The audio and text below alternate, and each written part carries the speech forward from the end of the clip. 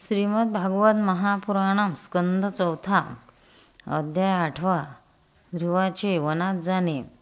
मैत्रेय म्हणतात, शत्रुंजय, विदुरा, सनकादिक, नारद, प्रभू, ऋभू, हंस, अरुणी आणि पती या ब्रह्मदेवाच्या नैष्ठिक ब्रह्मचारी पुत्रांनी गृहस्थाश्रमात प्रवेश केला नाही। अधर्म हाही ब्रह्मदेवाचाच पुत्र होता।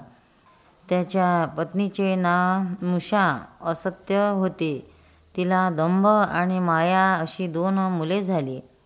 त्या दोघांना संतती नसलेल्या निवृत्ती घेऊन गेला।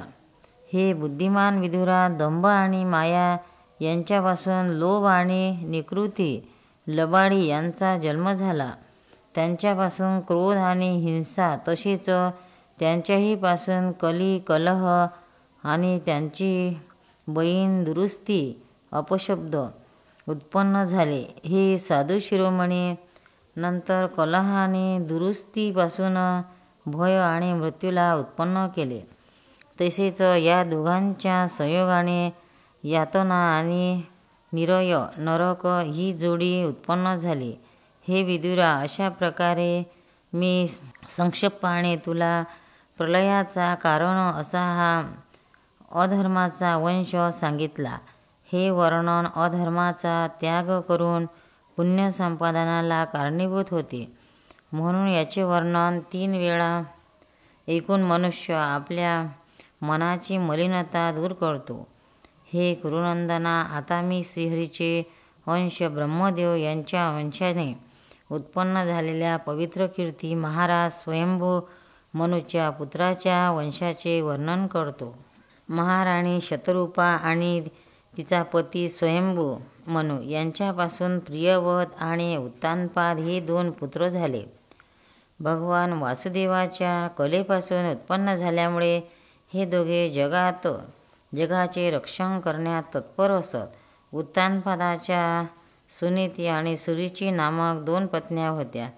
त्यांच्यापैकी सुरुची राजाला अधिक प्रिय होती, सुनीती नव्हती। तिचा पुत्र ध्रुव एक दिवस राजा सुरुचीचा पुत्र उत्तम याला मांडीवर घेऊन त्याचे लाड करीत होता।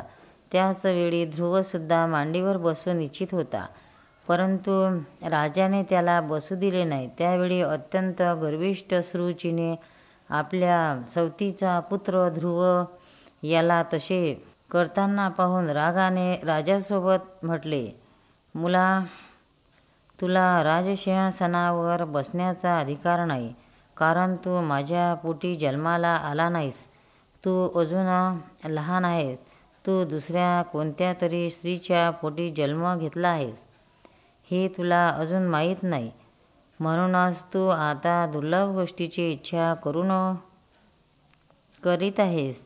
जर तुला राजसिंहासनाची इच्छा असेल तर तपश्चर्या करून श्री नारायणाची आराधना कर आणि त्यांच्या कृपेने माझ्या उदरी जन्म घे। मैत्रेय म्हणतात, ज्याप्रमाणे काठीने मारल्यावर साप फुसकारत टाकू लागतो, त्याचप्रमाणे आपल्या सावत्र मातेच्या कठोर शब्दांनी विंद होऊन क्रोधामुळे तो उसासे टाकू लागला। गुपचूपपणे हे सर्व पाहणाऱ्या वडिलांना सोडून तो रडत रडत आपल्या मातेकडे गेला। त्याचे दोन्ही ओठ थरथर कापत होते आणि तो स्कुंदून रडत होता।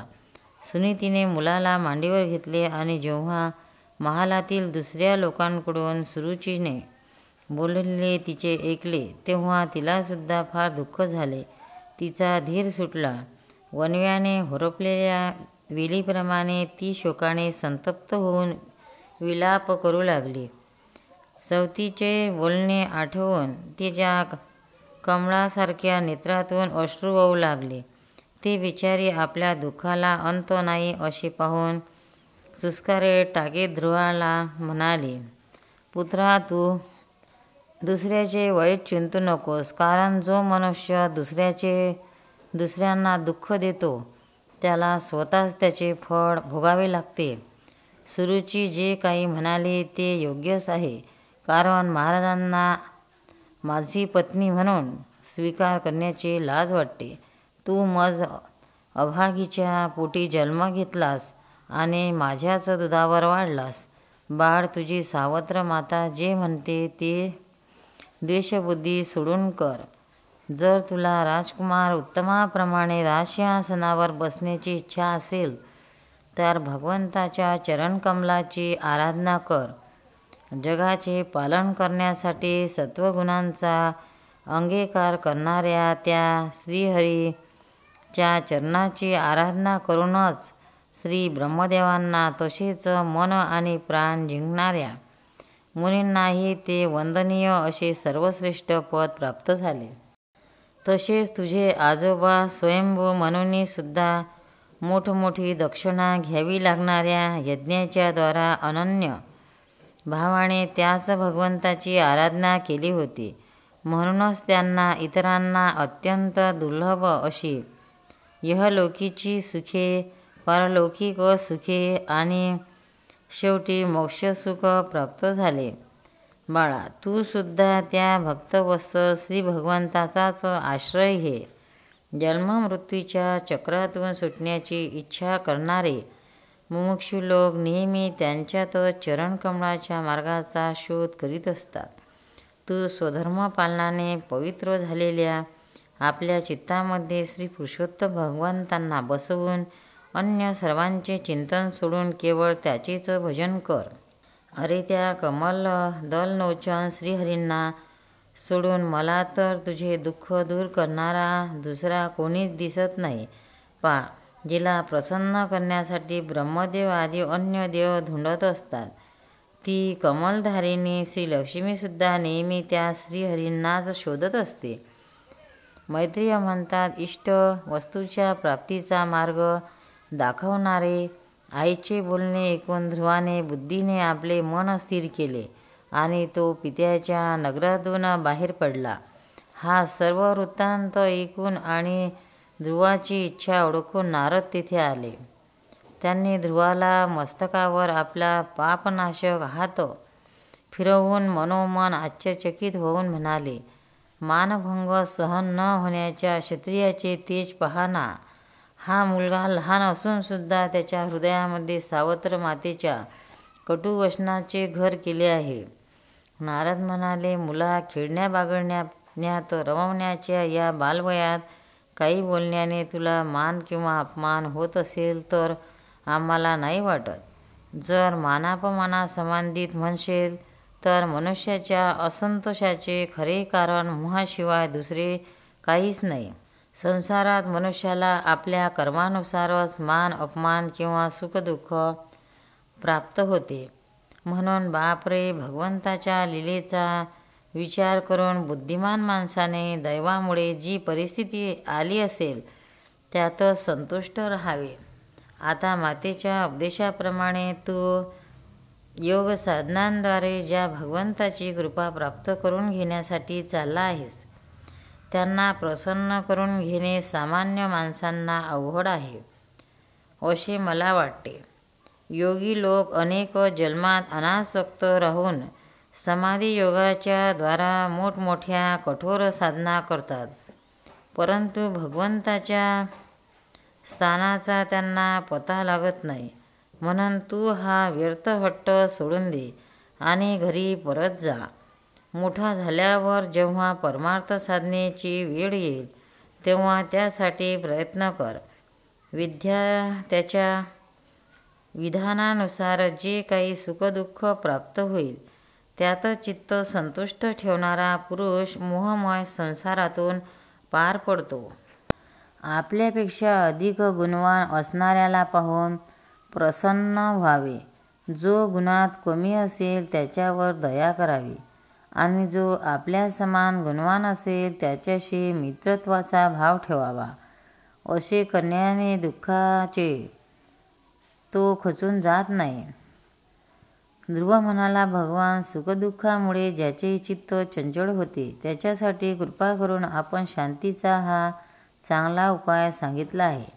परंतु माझ्यासारख्या अज्ञानी जीवाची दृष्टी तिथपर्यंत पोचू शकत नाही. याखेरीज मला भयंकर असा क्षत्रिय स्वभाव प्राप्त झाला आहे. म्हणून माझ्यात नम्रतेचा अभाव आहे. सुरुचीने आपल्या कटुवचनारूपी बाणांनी माझे हृदय विदीर्ण केले आहे. त्यामुळे आपला हा उपदेश माझ्या हृदयात शिरत नाही. हे ब्राह्मण, मी त्रैलोक्यात सर्वश्रेष्ठ असणाऱ्या पदावर अधिकार मिळवू इच्छितो, जिथे माझे वाडवडील किंवा अन्य कोणीही आरूढ होऊ शकले नाहीत.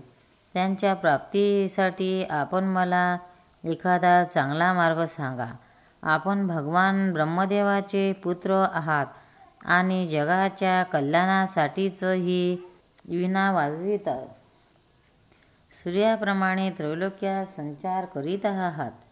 त्रैलोक्य. मैत्रेय म्हणतात, ध्रुवाचे बोल ऐकून देवर्षी नारद अत्यंत प्रसन्न झाले आणि त्यांच्यावर कृपा करून त्याला सदुपदेश करू लागले.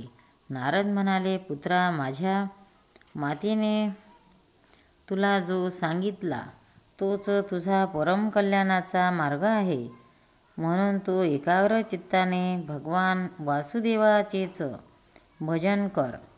ज्याला धर्म, अर्थ, काम आणि मोक्षरूप पुरुषार्थाची अभिलाषा आहे, त्याला त्याच्या प्राप्तीचा एकमात्र उपाय म्हणजे श्रीहरीच्या चरणाची सेवन हाच होय.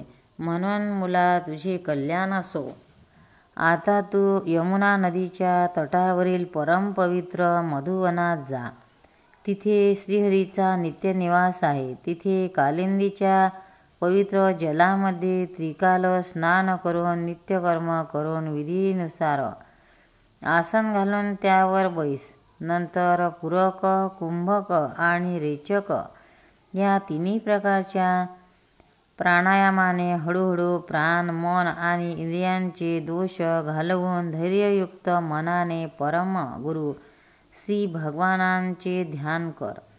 श्री भगवंताचे नेत्र आणि सुख नेहमी प्रसन्न असून ते प्रसन्नतापूर्वक भक्ताला वर देण्यासाठी उत्सुक आहेत. त्यांचे नाक, भुवया आणि गाल अत्यंत नयनरम्य आहेत. ते सर्व देवांमध्ये परम सुंदर आहेत. ते तरुण आहेत. त्यांचे सर्व अंग मनोरम आहेत. लाल लाल होठ आणि लालसर नेत्र आहेत. ते शरणागतांना आश्रय देणारे अपार सुखदायक शरणागत वत्सल आणि दयेचा सागर आहेत. त्यांच्या वक्षस्थळावर श्रीवत्स चिन्ह आहे. त्यांचा वर्ण मेघाप्रमाणे सावळा आहे. त्या परमपुरुष श्यामसुंदरांनी गळ्यात वनमाळा धारण केली आहे आणि त्यांच्या चारी हातात शंख, चक्र, गदा आणि पद्म शोभून दिसत आहे. त्यांच्या मस्तकावर किरीटकुंड, कानात कुंडले, बाहूत केयूर आणि हातात कंकणे शोभून दिसत आहेत. कस्तुभमणी गळ्याची शोभा वाढवित आहे.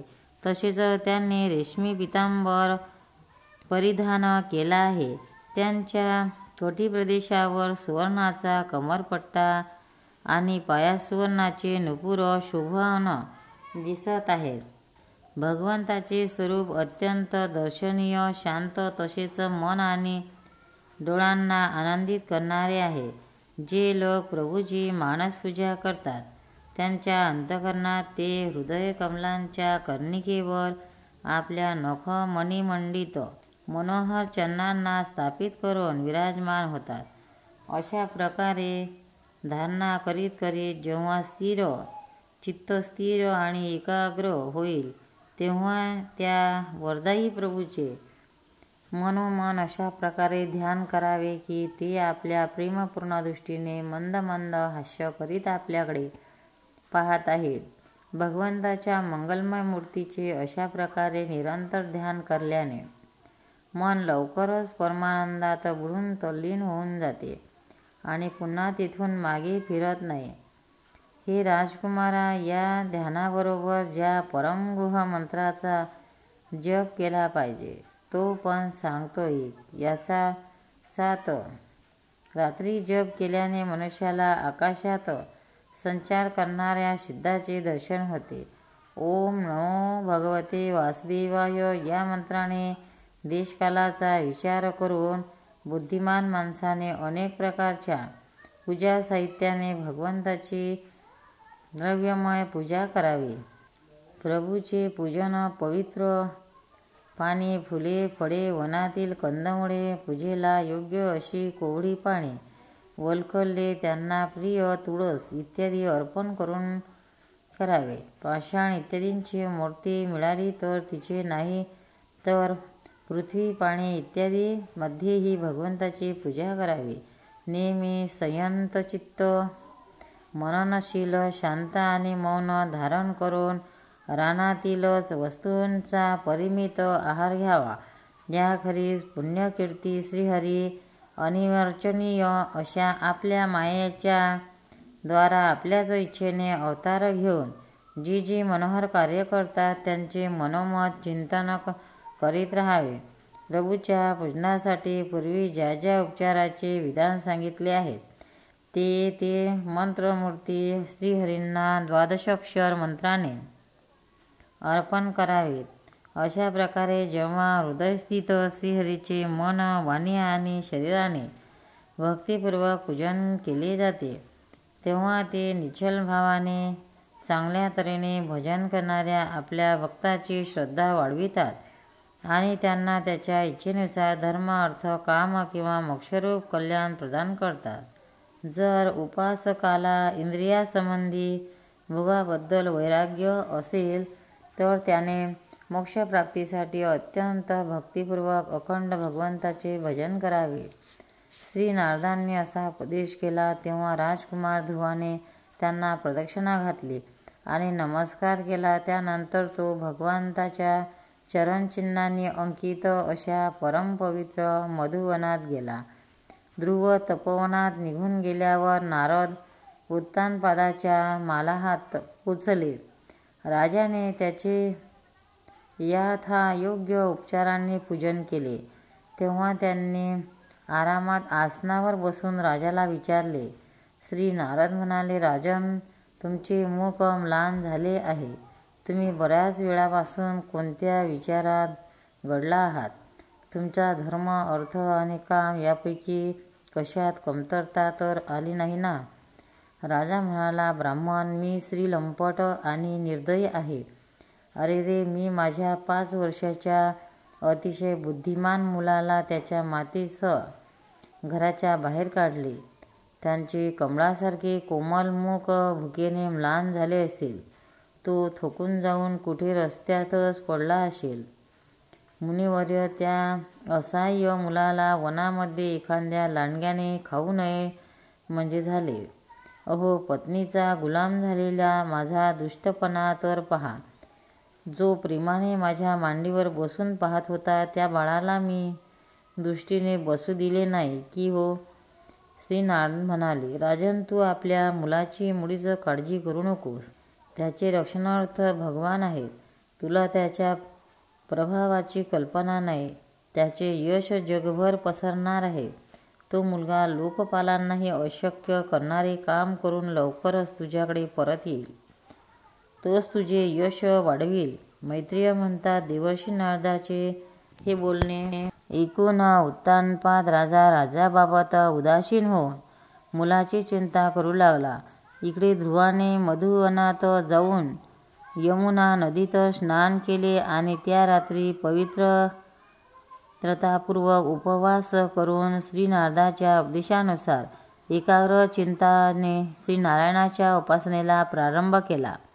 त्याने 3 रात्रीनंतर फक्त शरीरनिर्वाहापुरती कवठ आणि बोरांची फळे खाऊन श्रीहरीची उपासना करीत 1 महिना काढला. दुसऱ्या महिन्यात त्याने 6 दिवसाच्या अंतराने वाळलेले गवत आणि गळून पडलेली पाने खाऊन भगवंताची उपासना केली. तिसऱ्या महिन्यात 9 दिवसानंतर केवळ पाणी पिऊन समाधी योगाने श्रीहरीची आराधना करून व्यतीत केला. चौथ्या महिन्यात त्याने श्वासावर नियंत्रण मिळवून 12 दिवसानंतर केवळ वायू पिऊन ध्यानयोगद्वारा भगवंताची आराधना केली.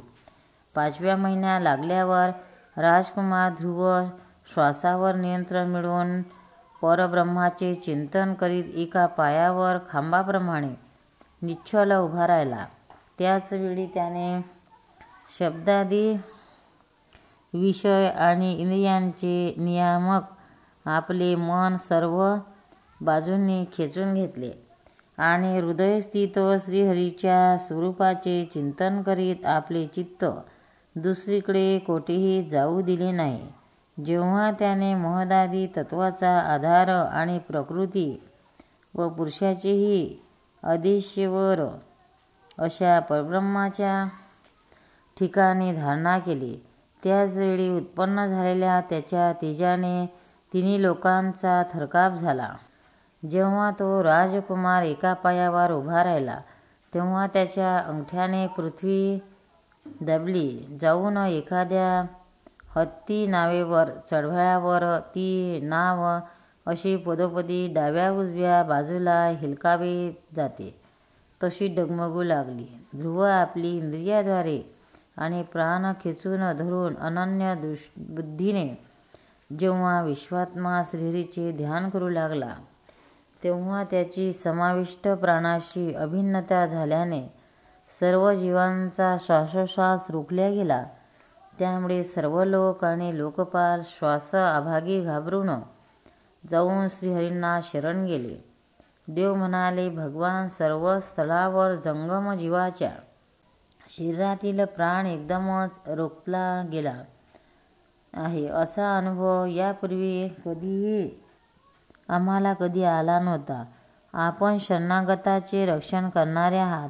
आपल्याला शरण आलेल्या आम्हाला या दुःखापासून सोडवा. श्री भगवान म्हणाले, देवांनो, तुम्ही भिवू नका. ध्रुवाने आपले चित्त मज विश्वात्म्यात लीन केले आहे. यावेळी त्याने प्राणनिरोधन केल्याने तुम्हा सर्वांचा श्वास थांबला आहे. आता आपण आपापल्या लोकी जावे. त्या बालकाला मी या दुष्कर तपापासून परावृत्त करीन. अध्याय 8 समाप्त. श्री गोपाल कृष्ण भगवान की जय.